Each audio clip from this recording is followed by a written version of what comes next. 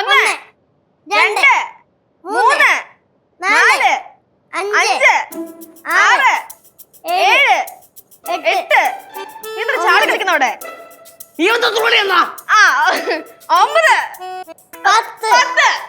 ഒരെണ്ണം കൂടെ 11 ഇനി പോടി 12 13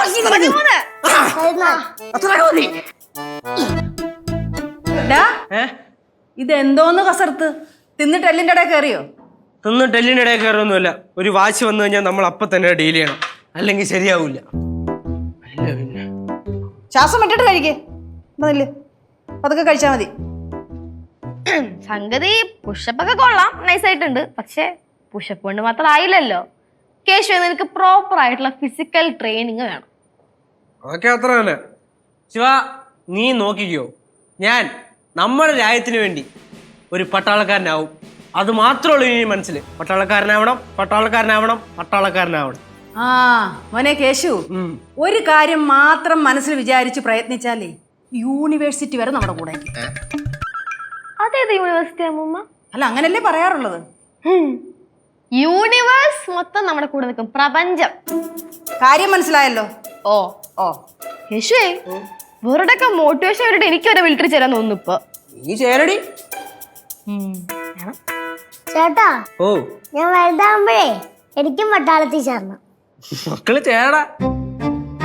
ചേട്ടാ, ഓ, ചേട്ടന്റെ ഫോണിലെ ഞാൻ ഒരു മേഡത്തിനെ കണ്ടായിരുന്നല്ലോ, തൊപ്പിയൊക്കെ വെച്ച്. ആരാടാ?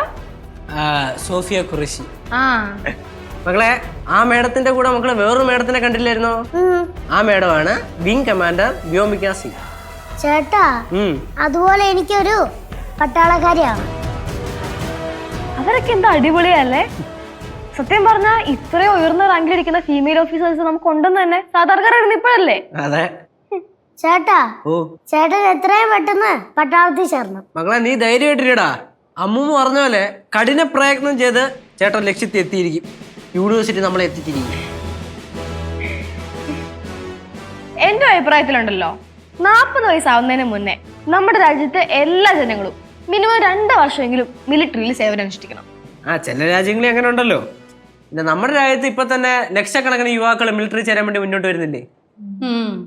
ഈ പെൻഷൻ പറ്റി വീട്ടിൽ ഇരിക്കുന്ന ചില പട്ടാളക്കാരില്ലയോ, അവര് പറയാറുണ്ടല്ലോ, യുദ്ധം വന്നു കഴിഞ്ഞാൽ ഞങ്ങൾ ഇനിയും അങ്ങോട്ട് പോകാൻ തയ്യാറാണെന്നും. അതാണ് നമ്മുടെ ഇന്ത്യൻ മിലിറ്ററിയുടെ ക്വാളിറ്റി. അമ്മൂമ്മ, ലോകത്തിലെ ഏറ്റവും മികച്ച മിലിറ്ററിയാണ് നമ്മുടെ ഇന്ത്യൻ മിലിറ്ററി. ചേട്ടാ, ഓ, എനിക്ക് വിമാനം പറപ്പിക്കണം. അത് നീ ഇവിടെ എല്ലാ ദിവസവും പറപ്പിക്കണേ? അതല്ല, യുദ്ധവിമാനം.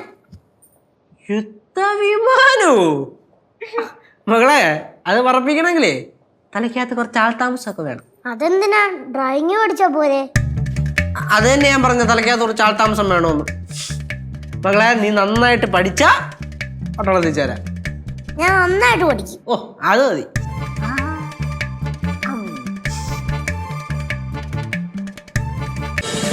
ഫ്ലവേഴ്സ് ഒരുക്കുന്ന കാഴ്ച വസന്തം യൂട്യൂബിൽ പ്രേക്ഷകർക്ക് ലൈവായി കാണാം. ഫ്ലവേഴ്സ് കോമഡിയിൽ ജോയിൻ ചെയ്യൂ, ആസ്വദിക്കൂ.